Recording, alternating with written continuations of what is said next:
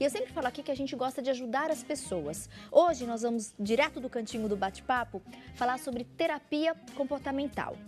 Às vezes as pessoas utilizam algumas técnicas para ajudar no tratamento de ansiedade, depressão, algumas fobias. Por isso, nós convidamos ele, que é especialista em medicina comportamental, José Carlos Carturan. Obrigada pela gentileza da presença, José Carlos. Eu que agradeço o convite. Boa tarde. José Carlos, em primeiro lugar, para o pessoal de casa entender melhor a proposta dessa nossa entrevista, o que é a terapia comportamental? Qual a diferença dela desses outros tratamentos que a gente encontra? Na realidade, existe um grupo de terapias comportamentais, algumas técnicas que são utilizadas visando abordar os problemas que são comuns a muitas pessoas, alguns que você já mencionou, como fobias, ansiedade, depressão, mas de uma forma um pouco mais direta, um pouco mais objetiva, minimizando esse sofrimento e esse incômodo que o sujeito, o paciente, vem sentindo. Então, são terapias que abordam de maneira mais direta. Elas não vão contra as linhas convencionais, mas trazem recursos mais modernos, com base em neurociência e estudos mais recentes, que acabam facilitando o tratamento para o profissional, claro, mas, acima de tudo, para o paciente, que é o maior beneficiado.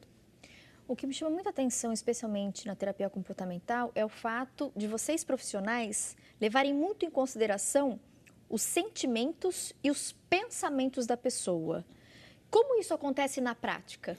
Na realidade, a pergunta foi muito oportuna, porque são duas coisas que, num primeiro momento, parecem contraditórias, não é, sentimento e pensamento, mas elas estão diretamente interligadas. Por meio do nosso padrão de pensamentos, nós geramos sentimentos internos, temos sentimentos internos. E por meio dos nossos sentimentos, nós temos padrões de pensamentos. É um mecanismo que a gente chama de retroalimentação. Então, eles se fortalecem um ao outro. Se os pensamentos e as emoções são prejudiciais, nocivas, como no caso de uma depressão, onde a tristeza é um sentimento que fica muito aflorado, essa roda começa a girar de uma maneira que não é legal para o paciente. Em contrapartida, se nós agimos em uma dessas duas variáveis, ou pensamento ou emoção, ou até nas duas, ao mesmo tempo, a tendência é que nós mudemos a direção dessa roda e ela continue a girar de uma maneira mais satisfatória para o paciente. Pensamentos e emoções estão diretamente ligados e as terapias comportamentais conseguem atuar nessas duas variáveis. Vocês, na verdade, fazem um trabalho de, por exemplo, aquela pessoa que passa por algum momento difícil e tem ali aquele excesso de maus pensamentos, vocês conseguem trabalhar para reverter esse quadro, né? Ensinar ela como ter os bons pensamentos e como cultivar isso. Correto. Por meio dos pensamentos, automaticamente, se nós que estamos aqui conversando, as pessoas que estiverem em casa, se lembrarem de alguma situação legal, uma situação bacana, uma pessoa que gosta, muito provavelmente, se essa pessoa forçar um pouquinho a lembrança, ela vai sentir imediatamente sentimentos, sensações boas. A mesma coisa acontece se ela se lembrar de alguma situação desagradável que ela passou ou de uma pessoa com a qual ela não se relaciona muito bem. O sentimento de tensão vem imediatamente. O que nós fazemos é fazer com que a pessoa perceba que é importante ela mudar esse padrão de pensamentos para que, quando ela comece a ter esses padrões ruins que geram essas sensações que são desagradáveis a ela, ela consiga quebrar esse padrão, porque nós, seres humanos, vivemos por padrões, e ela consiga adentrar um outro padrão normalmente mais proveitoso para ela. José Carlos, em quais situações a terapia comportamental traz resultados mais satisfatórios? Por exemplo, em quais doenças, demências, distúrbios, onde de fato ela é bastante efetiva, até pela experiência que vocês têm dentro de consultório? A terapia em si, ela tem diversas abordagens e ela tem um alcance muito grande. Mas o que tem sido mais comum são pacientes com transtornos de ansiedade e sintomas e crises depressivas. Hoje a depressão é a terceira doença mais prevalente no mundo.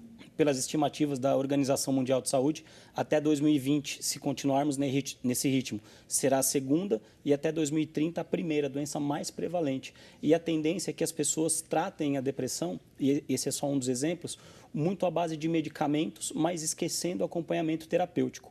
Em muitos casos, o medicamento ele é realmente necessário e ele só pode ser receitado por um profissional, que seja feito corretamente, mas é fundamental que haja esse apoio, esse suporte do processo terapêutico. Quando nós falamos em terapias comportamentais, Tatiane, nós falamos numa gama muito grande de opções que o paciente pode se enquadrar. Então, ele pode não gostar de uma linha, mas se enquadrar na outra. E é importante nós ressaltarmos para o público que a questão de terapia, ela não pode mais ser um tabu. Ela tem que ser algo... Às vezes as pessoas têm muito preconceito, tem né, alguma doutor? questão Ou mesmo assim, receio, não conhece o direito. Exato. E cria uma barreira. Cria uma barreira. Isso é um pouco cultural e o desconhecimento, como você bem disse, traz muito isso. A ideia é que nós, do mesmo jeito que nós procuramos um médico para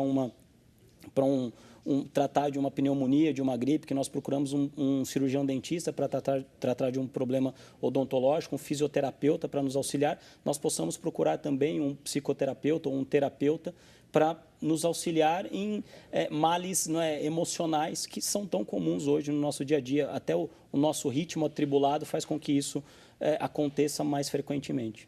E hoje a terapia comportamental, especialmente, ela tem ajudado muito também aquele grupo de pessoas que apresentam algum tipo, né, de síndrome do pânico, por exemplo, ou aquele medo exagerado de dirigir, de falar em público. E às vezes, dependendo da profissão, inclusive isso pode comprometer bastante. A própria síndrome do pânico muda totalmente a vida do indivíduo, o convívio do indivíduo com os outros. E ela tem se mostrado bastante satisfatória nesse sentido, né, doutor? Certamente, porque todos esses casos mencionados, principalmente as fobias e os medos, e é interessante porque o medo de falar em público é um dos maiores medos da humanidade. As pessoas têm mais medo de falar em público do que medo de morrer, para que nós tenhamos uma ideia do alcance disso.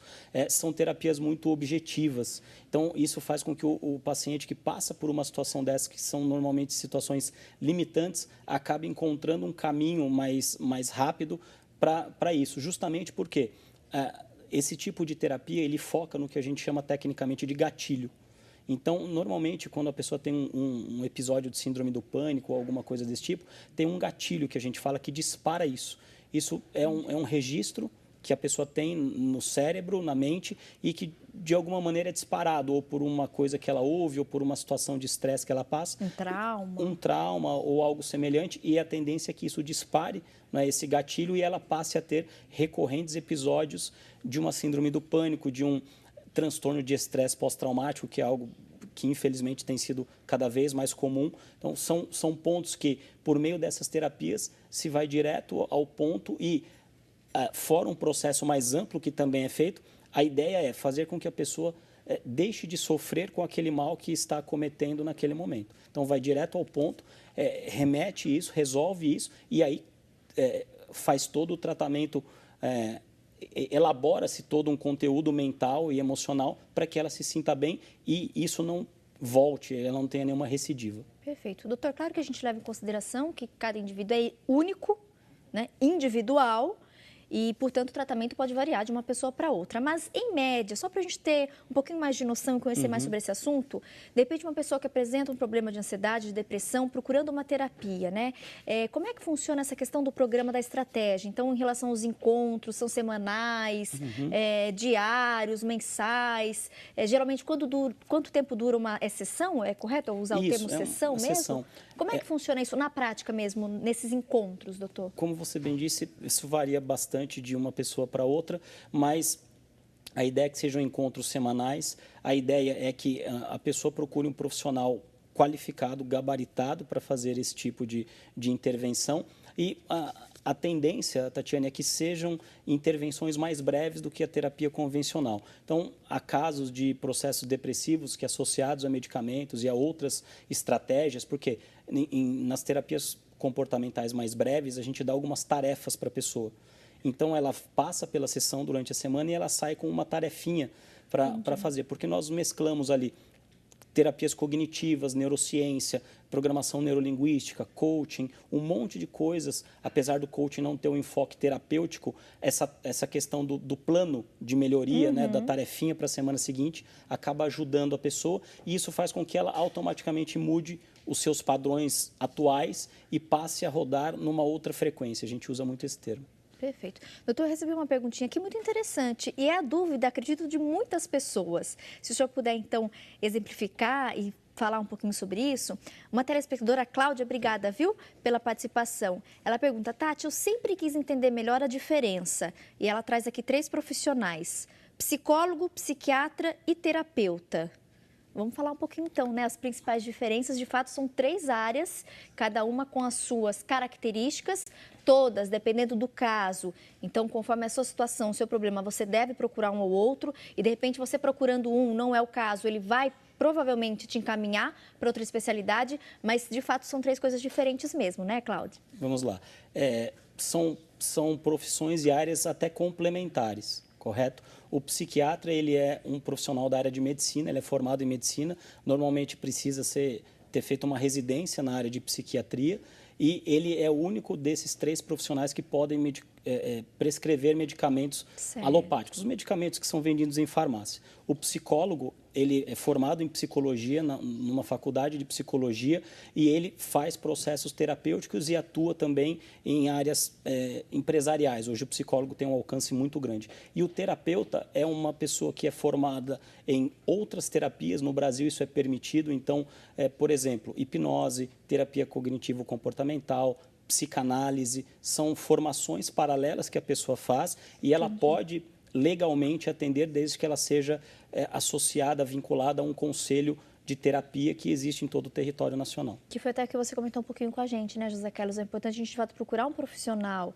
né, que entende do assunto, um profissional sério, tem que fazer uma pesquisa, porque, infelizmente, a gente tem aí muita gente no mercado, então procure, tenha esse cuidado, tá bom, turminha? José Carlos, para a gente finalizar, tem alguma informação que você acha pertinente compartilhar com o nosso público, falando especialmente, então, da terapia comportamental e como ela pode ajudar, especialmente as pessoas muito ansiosas, depressivas ou que têm alguma fobia? Uma dica, se me permite, para Claro. nós encerrarmos, é que as pessoas elas comecem a perceber quais padrões de pensamentos que fazem parte do dia delas. Então, existem pessoas que elas já acordam mal-humoradas, preocupadas, ansiosas, desmotivadas. A tendência é que, fisiologicamente, o corpo responda. Aquele link que nós dissemos no início entre pensamento e emoção, ele se manifesta muito em situações como essa. Então, a pessoa começar a perceber os padrões que ela tem e se esses padrões são benéficos ou prejudiciais. E se forem prejudiciais, para ela começar a perceber e quebrar isso. Caso ela precise de um terapeuta, um profissional, para que ela realmente busque referências desse profissional com pessoas que ela conheça e até em órgãos legais, mas, acima de tudo, para que as pessoas passem a focar as coisas boas que acontecem durante o dia e minimizar as coisas ruins que acontecem na vida de todos nós. Normalmente é o contrário que acontece. Verdade. Muito obrigada pela participação, José Carlos. Volte sempre, as portas do programa vão estar abertas. Agradeço a oportunidade, a atenção e o carinho. Muito obrigado. Bom restinho de semana.